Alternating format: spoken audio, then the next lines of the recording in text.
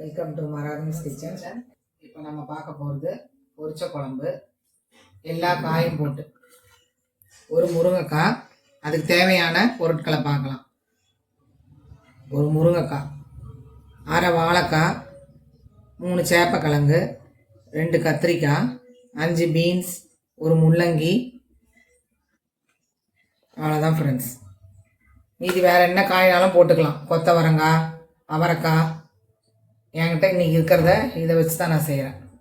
அப்புறம் ஒரு 100 கிராம் சின்ன வெங்காயம், ஒரு 10 பல்லு பூண்டு, ஒரு சின்ன டீஸ்பூன் அளவுக்கு இஞ்சி பூண்டு பேஸ்ட்டு,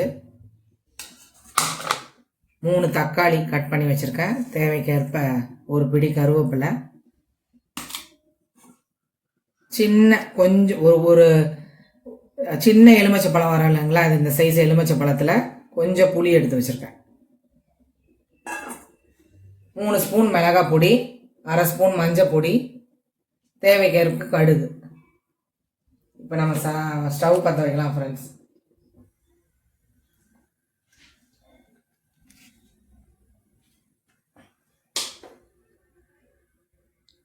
கடாய் காஞ்சிருச்சு. கடாய் நல்லா சூடு ஏறிடுச்சு.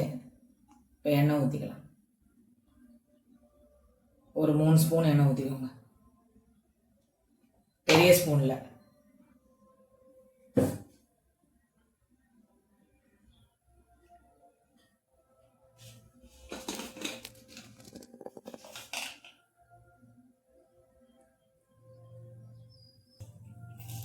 எண்ணெய் காஞ்சிருச்சு. கடுகு உளுத்தம் பருப்பு போட்டுக்கலாம்.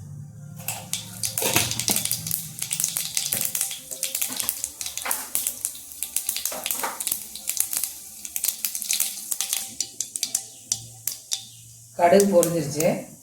இப்போ நம்ம வெங்காயம் போட்டுக்கலாம்.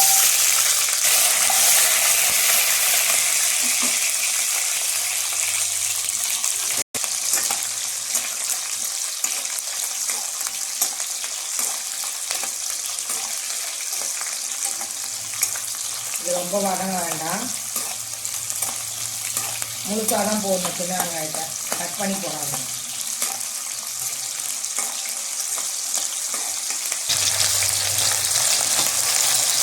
ஒரு 2 நிமிஷம் வதங்கினா போதும். இப்போ நான் வந்து தக்காளி ஆட் பண்ணுறேன். நம்ம ஒரு தக்காளி கட் பண்ணுறோம். ஆட் பண்ணிவிட்டு 3 இஞ்சி பூண்டு பேஸ்ட் எடுத்து வச்சுருக்கோம் இல்லையா, அதை போட்டுக்கலாம். நேரத்தில் நம்ம அந்த தக்காளி வந்து நல்லா வதங்கிறதுக்கு வேண்டி 1 ஸ்பூன் உப்பு போட்டுக்கலாம்.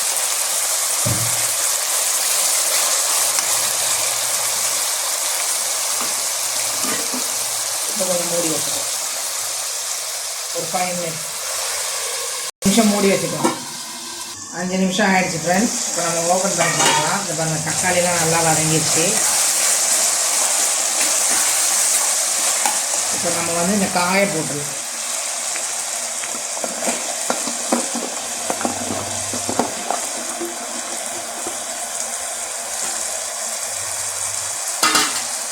காயை போட்டு நல்லா ஒரு தடவை கிளறி விட்டுக்கோங்க. நல்லா கிளறி விட்டுக்கோங்க.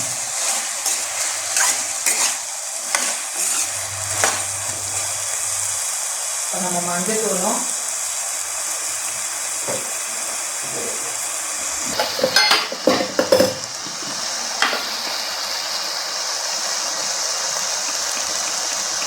அரை ஸ்பூன் மஞ்சள் பொடி,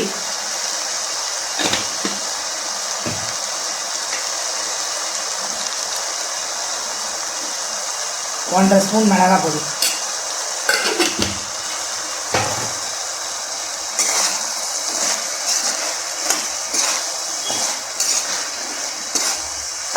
நல்லா கிளறி விட்டுக்கோங்க.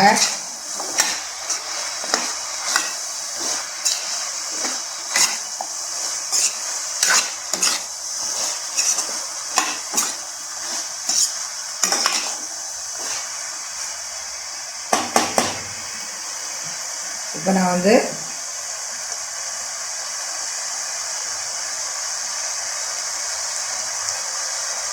தண்ணி ஊற்ற போகிறேன் ஃப்ரெண்ட்ஸ். ஒரு கொம்பு ஊற்ற போகிறேன் காய் வேகிறதுக்கு.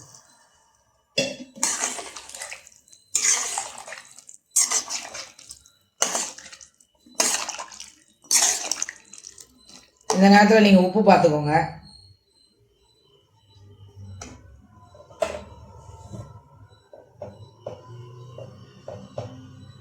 ஒரு ஸ்பூன் போட்டுக்கலாம்.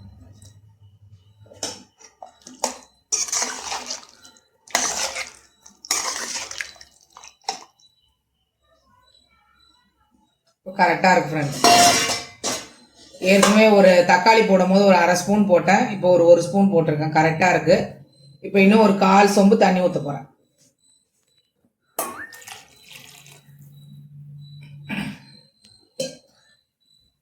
இப்போ இது ஒரு 15லேருந்து ஒரு 18 நிமிஷம் வரைக்கும் வேகட்டும் ஃப்ரெண்ட்ஸ்.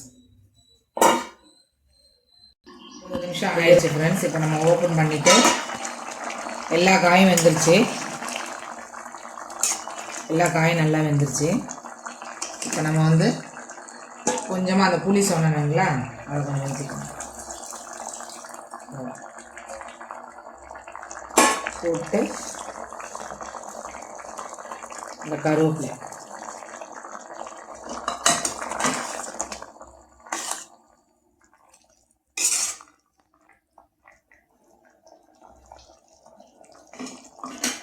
ஒரு 3 நிமிஷம் ஃப்ரெண்ட்ஸ். 3 நிமிஷம் மூடி வைங்க ஃப்ரெண்ட்ஸ். இப்போ மூடி எடுத்துடலாம் ஃப்ரெண்ட்ஸ். இப்போ சிம்மில் வச்சுக்கலாம். புளி ஊற்றி இந்த புளியோட பச்சை வாசனை 3 நிமிஷத்தில் எல்லாம் போய் ரெடி ஆயிடுச்சு. பொரிச்ச குழம்பு, காய் போட்ட பொரிச்ச குழம்பு ரெடி ஆயிடுச்சு. இதில் எல்லா காயும் போட்டு செய்யலாம். நீங்கள் பீட்ரூட் கூட ஒரு சிலருக்கு பிடிச்சா போட்டு செய்யலாம். வெஜிடேரியன் பிரியர்களுக்கு இந்த காயே போதும் சைட் டிஷ்ஷு. நல்லா இதை வச்சே நல்லா சாப்பிட்லாம். அவ்வளோதான் ஃப்ரெண்ட்ஸ். இப்போ ஸ்டவ் ஆஃப் பண்ணிடலாம். இது உங்களுக்கு பிடிச்சிருந்தா லைக் பண்ணுங்கள், ஷேர் பண்ணுங்கள், கமெண்ட் பண்ணுங்கள், சப்ஸ்கிரைப் பண்ணுங்கள். Thank you friends.